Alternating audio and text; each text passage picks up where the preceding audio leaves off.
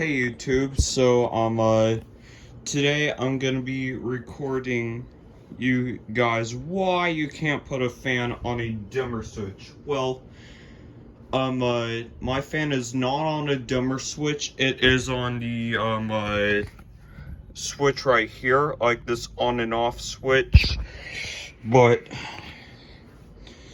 so I'm gonna tell you why you can't put a fan on a dimmer switch.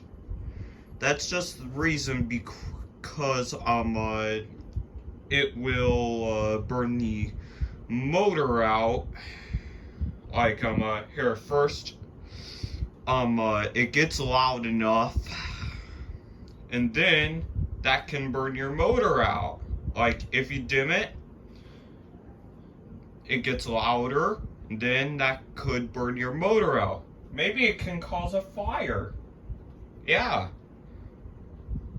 So, I just want to tell you, like, why you can't put a ceiling fan on a dimmer, because that could burn your motor out. Anyways, thanks for watching. Please write, comment, and subscribe to my channels.